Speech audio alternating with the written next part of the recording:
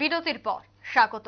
সামনে যেহেতু রয়েছে ভোট, তারই আগে মুহূর্তে বিভিন্ন রাজনৈতিক দল তাদের শাখা সংগঠনকে নিয়ে সভা এবং বিভিন্ন জায়গায় প্রচারে ব্যস্ত। আজ দেখা গেছে যক্ষ্মা নিবারণ হলে প্রদেশ কংগ্রেস ভবনের প্রদেশ কংগ্রেসের পক্ষ থেকে কংগ্রেস সভাপতি আশিস কুমার সাহা এবং বনমালীপুর বিধানসভার বিধায়ক গোপাল চন্দ্র রায়ের উপস্থিতিতে অসংগঠিত শ্রমিকদের নিয়ে একটি সভার আয়োজন করা হয়েছে। এই অসংগঠিত সভায় আজ দলের প্রত্যেক নেতৃত্বরাই উপস্থিত ছিলেন। বিশেষ করে বিভিন্ন বিষয় নিয়ে আলোচনা করা হয়। কর্মী এবং সমর্থকদের উপস্থিতি কিন্তু ছিল আজকের অনুষ্ঠানকে কেন্দ্র করে একেবারে লক্ষণীয়। অসংগঠিত শ্রমিক কংগ্রেস রাজ্য সম্মেলনটি আজ আয়োজন করা হয়েছে যক্ষ্মা নিবারণ হলে এবং সেখানে বিভিন্ন বিষয় নিয়ে আলোচনা করা হয়। মূলত লক্ষ্য কিন্তু লোকসভা নির্বাচন।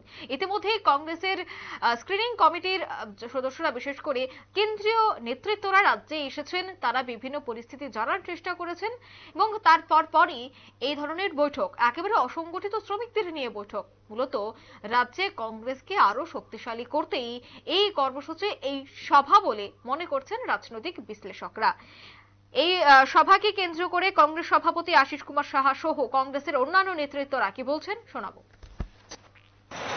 আনঅর্গানাইজড ওয়ার্কার কংগ্রেস সর্বভারতীয় কংগ্রেস কমিটি অনুমোদিত অসংগঠিত শ্রমিক সংগঠন রূপে সারা দেশে এই সংগঠন তার জাতীয় অসংগঠিত শ্রমিক সংগঠনের রাজ্য শাখার আজকে এই রাজ্যে অসংগঠিত শ্রমিকদের নিয়ে এক সম্মেলন অনুষ্ঠিত হচ্ছে। এই সম্মেলনে রাজ্যে অসংগঠিত শ্রমিকদের বিভিন্ন দাবি দাওয়া নিয়ে তারা আলোচনা করে আগামী দিন এই দাবি দাওয়া আদায়ের লক্ষ্যে আন্দোলন সংগঠিত করবে। এই রাজ্যে বর্তমানে যে সরকার, এই সরকার আসলে কর্পোরেটদের স্বার্থ রক্ষার জন্য দেশের সরকারের নাই এই রাজ্যে অসংগঠিত শ্রমিকদের অবহেলিত করে রেখেছে।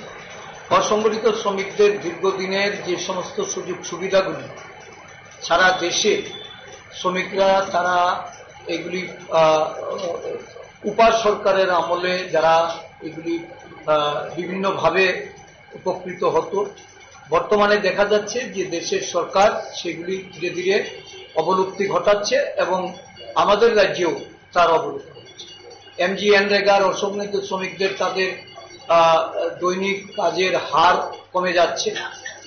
রাজ্যে রাজ্যে কেন্দ্রীয় সরকারের বাজেটে যেমন এই এমজিএনরেগার অর্থ বরাদ্দ কমিয়ে দেওয়া হচ্ছে, রাজ্যেও এমজিএনরেগা প্রদানে যে অর্থ বরাদ্দ তা দিন দিন কমে যাচ্ছে।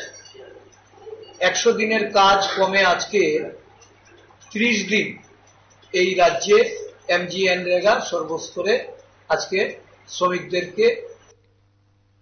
আপনারা শুনলেন প্রদেশ কংগ্রেস সভাপতি আশিস কুমার সাহার বক্তব্য। তিনি মূলত অসংগঠিত শ্রমিকদের সাথে বিভিন্ন দাবি দাওয়া নিয়ে আলোচনা করেছেন। বিশেষ করে তিনি তুলে ধরেছেন রেগা শ্রমিকদের যে বর্তমানে তাদের কাজের যে দিন প্রতিনিয়ত কমানো হচ্ছে, এর পাশাপাশি যেভাবে বিভিন্ন ক্ষেত্রে কাজের একটি ঘাটতি দেখা দিচ্ছে, সে সমস্ত অভিযোগকে তিনি হাতিয়ার করে আজকের এই সভা এবং এই সভা থেকে গোটা বিষয় নিয়ে একেবারে সংবাদ মাধ্যমের মুখোমুখি হয়ে তুলে ধরেছেন আশিস কুমার সাহা। নিয়ে নিচ্ছে ছোট একটি বিজ্ঞাপন বিরতি, সঙ্গে থাকুন।